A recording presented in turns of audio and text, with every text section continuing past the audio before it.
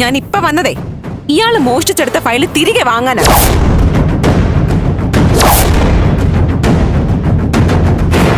പിന്നെ ഇദ്ദേഹത്തിന്റെ കുടുംബത്തിന്റെ മുൻപിൽ ആളിനെ നിർത്തി ചില കാര്യങ്ങൾ സംസാരിക്കാനുമുണ്ട്.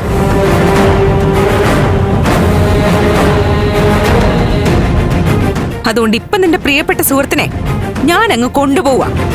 ഇല്ല, നന്ദനെ കൊണ്ടുപോവാൻ ഞാൻ സമ്മതിക്കില്ല.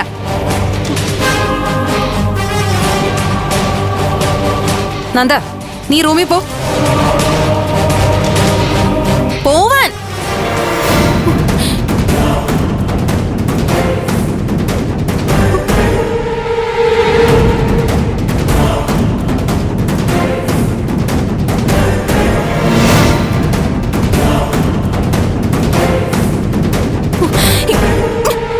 മര്യാദയ്ക്ക് സ്ഥലം കാലിയാക്ക. ചെല്ല്.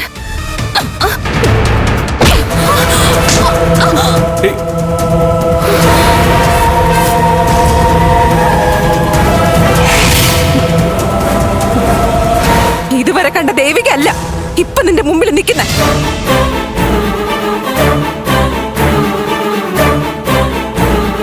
അത് മാത്രം നീ ഓർമ്മിച്ചോ.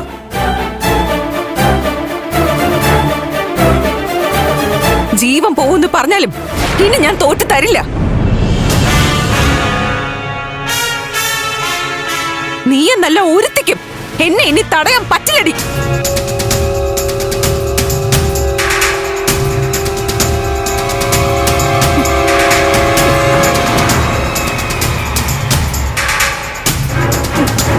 നാണുണ്ടോടോ തനിക്ക്?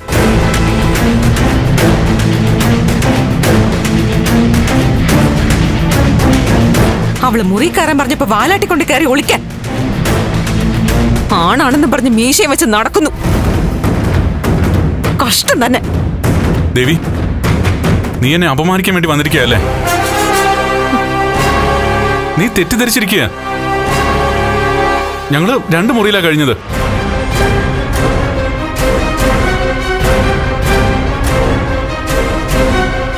ഇസബലയുടെ മുറിയിൽ AC വർക്ക് ചെയ്യുന്നില്ല. ചൂട് സഹിക്കാൻ വയ്യാത്തോണ്ട് ഇങ്ങോട്ട് വന്നതാ. നിങ്ങളുടെ ചൂടും തണുപ്പും ഒക്കെ നിങ്ങളുടെ കാര്യം. എനിക്ക് നഷ്ടപ്പെട്ടത് തിരിച്ചെടുക്കാനും ഏറ്റെടുത്ത സ്ഥലത്ത് നിങ്ങളെ തിരികെ കൊണ്ടെത്തിക്കാനുമാ ഞാൻ വന്നത്.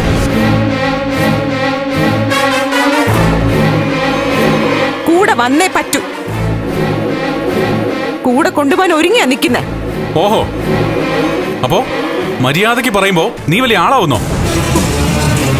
വരാൻ മനസ്സില്ല. എന്താടാ നീ പറഞ്ഞേ? ഗിരിഷേട്ടാ, ഇവളെ വിളിച്ചോട്ട് പോ.